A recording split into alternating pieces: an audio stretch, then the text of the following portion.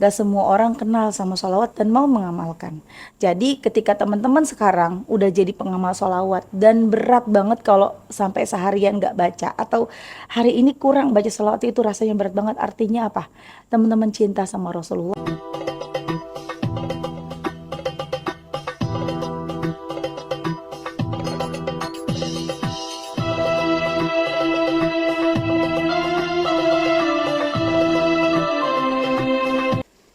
Bismillahirrahmanirrahim. Alhamdulillahirabbil alamin. Allahumma sholli ala sayidina Muhammad wa ala ali sayidina Muhammad.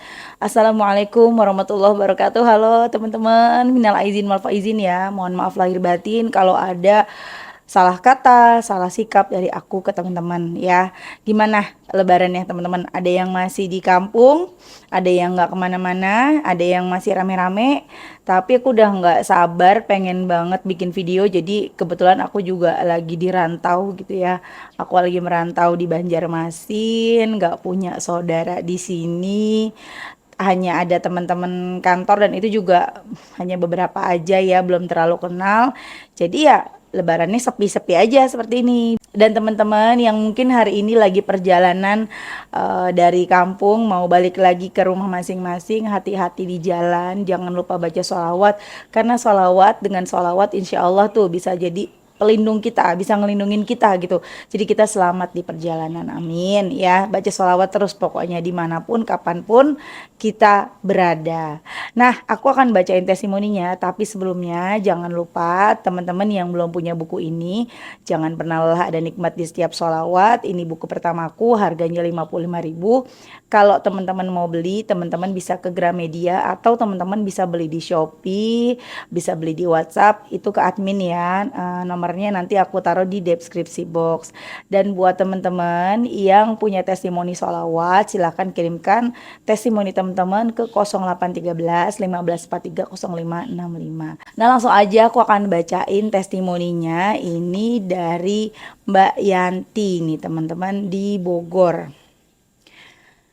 Assalamualaikum Mbak Melisa. Waalaikumsalam, saya Yanti dari Bogor, mau ngasih testimoni tentang keajaiban sholawat. Saya mengenal sholawat dari grup suami di tempat kerjanya, tapi hati saya tergerak setelah menemukan channelnya Mbak Melisa. Saya sampai beli buku Jangan Pernah Lelah dan Nikmat di Setiap Sholawat. Makasih ya Mbak. Singkat cerita ya Mbak Mel, saya ngamalin sholawat udah setahunan, pas sekarang banyak keajaiban saya rasakan. Seperti anak saya yang dulu belum mengenal sholawat, sering sakit-sakitan, bahkan bolak-balik dirawat. Sekarang, semenjak saya sholawatan, alhamdulillah nggak pernah sakit sampai diledekin sama teman sekolah. Kok anaknya sekarang mah nggak pernah izin ya sakit, dulu mah paling banyak izin sakit. Itu tega bener sih, kenapa temen tuh bisa-bisanya nanya begitu ya. Keajaiban yang saya rasakan banyak, dari saya pengen usaha cuma ngebatin aja, ada yang saudara tiba-tiba datang mau ngasih minjem duit modal usaha dengan alasan katanya ada duit adem. Masya Allah, yang punya, yang pengen usaha, yang pada niat pengen minjem duit, jangan, sholawat aja ntar dikasih jalan. Salah satunya seperti yang dirasain sama Mbak Yanti ya. Buat biaya sekolah juga selalu dikasih sama orang tua. Hajat terbesar saya belum terkabul, sampai suatu hari saya nggak karuan, sholat, nggak sholawat, nggak, kok hajat saya belum terkabul. Saya iseng-iseng lihat YouTube Ustadz Yusuf Mansur, kenapa hajat terkabul ada 10 dosa saya diantaranya. Saya jujur aja Mbak, saya masih nganterin sekolah anak saya yang kecil tanpa saya sadari di dalamnya suka gibah. Saya bingung cara menghindarinya bagaimana. Yang sedangkan saya harus nganterin anak sekolah yang jaraknya lumayan jauh. Dah gitu nggak bisa bawa motor. Saya mencoba menghindar, sangka mereka nggak mau gabung sama mereka. Saya diam, sangka mereka nggak mau jawab. Bantu doanya Mbak Mel biar saya ketemu titik terang, walaupun kelihatannya sepele tapi berat buat saya. Terima kasih buat Mbak Mel sudah bikin motivasi dan semangat kita semua. Semoga Mbak Mel disehatkan selalu, panjangkan umurnya, YouTube-nya manjang, amin, dan lancar terus, dan launching buku terbaru Jangan Pernah Lelah dan semangat terus. Maaf Mbak Mel bila ada salah kata dalam penyampaian dan penulisan. Terima kasih. Waalaikumsalam warahmatullahi wabarakatuh. Masya Allah ya, itu tadi testimoni dari Mbak Yanti. Ya teman-teman ya, jadi kalau kepengen usaha, pengen punya usaha, bingung nih, udah modalnya nggak ada, terus bingung mau usaha apa, ngomong aja sama Allah, deketin Allah, ya perbanyak sholawat. Sholawat itu adalah salah satu cara kita mendekatkan diri dengan Allah loh. Aku pernah dengar ceramahnya ya Ustadz, bukan Ustadz Habibnya cuman aku lupa namanya, Habib siapa ya, Habib Zaki atau siapa, aku pernah share di Instagram aku. Beliau bilang kalau kita pengen iman kita kuat, kita pengen iman kita tebel, baca sholawat. Ya teman-teman, tahu nggak ciri-ciri kita dicintai sama Rasulullah, Rasulullah cinta sama kita dan kita cinta Rasulullah adalah kita banyak sholawat. Ya, gak semua orang loh mau sholawatan, gak semua orang kenal sama sholawat dan mau mengamalkan. Jadi ketika teman-teman sekarang udah jadi pengamal sholawat dan berat banget kalau sampai seharian gak baca, atau hari ini kurang baca sholawat, itu rasanya berat banget. Artinya apa? Teman-teman cinta sama Rasulullah dan Rasulullah juga cinta sama teman-teman. Masya Allah ya, itulah ciri-ciri kita dicintai sama Rasulullah, adalah kita nggak pernah lepas dari baca salawat. Makanya orang-orang yang udah ngamalin salawat itu, dari yang tadinya biasa aja, lama-lama baca salawat tuh kayak yang kalau nggak baca tuh kayak ada yang kurang gitu loh. Kalau nggak bawa tasbih tuh kayaknya gimana gitu rasanya. Ya, ya jadi Mbak Yanti tadi bilang susah banget ninggalin gibah. Salah satu kan memang ada satu Usman bilang 10 dosa besar ya. Ada yang durhaka sama orang tua. Jadi teman-teman kalau misalnya kalian udah baca sholawat terus kayaknya kok belum dikabulin doanya, coba cek lagi tuh benar 10 dosa besar itu. Ya, kira-kira teman-teman punya masalah nggak sama orang tua? Ayo minta maaf. Atau teman-teman punya dosa apa nih? Ingat dosa-dosa tahu tuh diingat-ingat. Kalau perlu dicatat dan minta ampun sama Allah. Ya, minta ampun, benerin lagi sholatnya. Ninggalin sholat juga termasuk dosa besar ya teman-teman ya. Selain dosa-dosa besar yang lain ya, dan salah satunya tadi ada gibah. Memang gibah adalah hal yang sepele tapi itu berat banget dosanya teman-teman. Dan itu memang berat banget buat ditinggalin. Ya, susah apalagi kalau kita lagi gedek sama orang. Gedek tau gak sih? Lagi kesel sama orang. Orang itu tuh pokoknya ngeselin banget, jahat banget sama kita. Kita bawaannya pengen cerita ya, pengen bukan ngomongin kemana-mana sih, sekedar curhat, misalnya curhat ke adik kita sendiri gitu ya, curhat kayak aku sama adik aku tuh sering curhat-curhatan, ngeluapin kekesalan kita, kadang-kadang kita gondok sama siapa gitu, kita pengen cerita gitu kan bawaannya. Jadi susah banget memang ngilangin gibah tuh susah, tapi insya Allah bisa. Bisanya gimana sih caranya? Nah, di kasusnya Mbak Yanti ya, kalau Mbak Yanti nonton, kan katanya kalau ngantar anak sekolah ya, ya udah nggak usah gabung, nggak usah takut mereka nanti, aduh kalau nggak gabung nanti mereka merasa aku nggak mau gabung, biarin, kan nggak ada untungnya. Nih, mbaknya gini ya, mbak gabung dengan mereka, dapatnya dosa. Selain dapat dosa, mbaknya dapat apa lagi? Doa-doa mbak nggak dikasih sama Allah, ditunda karena dosa gibah itu sendiri. Tapi kalau mbak ninggalin mereka, maksud bukan ninggalin sih, sekedar jaga jarak, ya ketemu sekedar say halo, abis itu diajakin ngobrol, sini dulu nongkrong dulu ngomong segala macam. Aduh maaf mbak, aku buru-buru gitu loh, buru-buru mbak, maaf ya, misalnya mbaknya nggak nungguin ya, langsung balik ya, balik.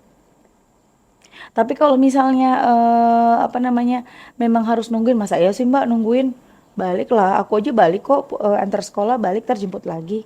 Ya daripada misalnya mbaknya, mbak tapi kalau aku bolak-balik capek mbak, bolak-balik mendingan capek daripada dosa, bener nggak?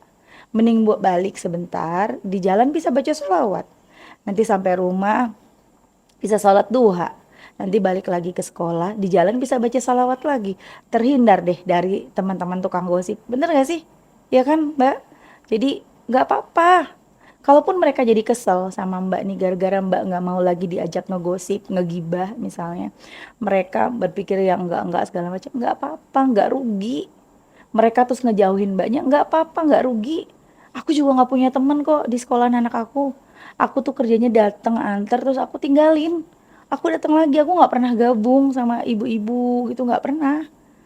Ya bisa dibilang mungkin nggak punya teman, tapi ya nggak apa-apa gitu loh.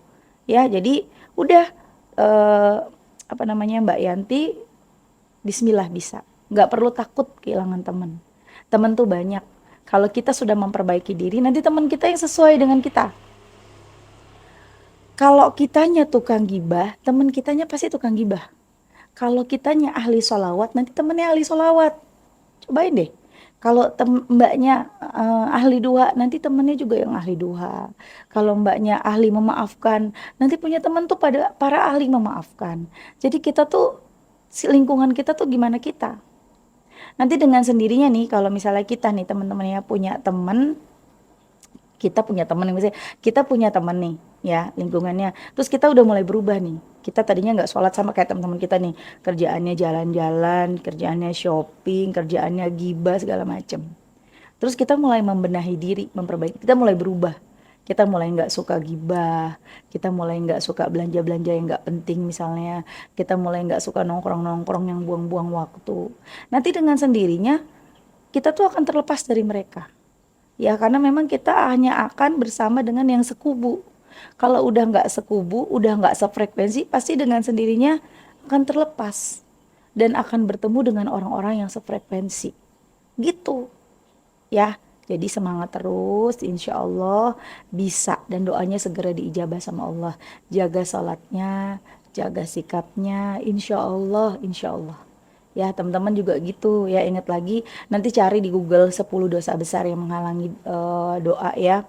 Salah satunya tadi tuh dosa ke orang tua. Kadang-kadang kita mikirnya kita nggak salah sama orang tua. Aku udah ngasih kok ke orang tua aku udah bayarin ini kok, udah bayarin itu. Jangan-jangan kita ngasih tapi nyakitin hatinya, gitu loh. Jangan-jangan ada perkataan kita yang bikin hati orang tua sedih. Jadi minta maaf, akui kesalahan, minta maaf. Atau ya nggak cuman ke orang tua, banyak hal. Nanti cari di 10 dosa besar ya. Ya Mbak Yanti insya Allah bisa ya, buat teman-teman semuanya insya Allah bisa. Bukannya nggak boleh. Bukannya nggak boleh kita gabung sama teman-teman, grup-grup sama teman-teman apa namanya di sekolah anak kita, bukan nggak boleh, boleh boleh banget, yang penting kitanya bisa jaga gitu loh. Kalau memang orang itu lagi ngomongin kita diem, kalau perlu kita istighfar, ya Allah jangan sampai aku ikutan ya Allah, walaupun beritanya menarik banget gitu ya, udah bismillah ya. Oke teman-teman, terima kasih udah nonton. Semoga bermanfaat dan jadi motivasi buat teman-teman. Kita doakan semoga Mbak Yanti doa-doanya segera dijabah sama Allah. Begitu juga dengan teman-teman. Semoga doa-doa kalian segera diijabah sama Allah. Amin amin ya rabbal alamin. Utangnya segera lunas ya. Amin. Sekali lagi minal aizin wal faizin. Mohon maaf lahir dan batin ya. Assalamualaikum warahmatullahi wabarakatuh.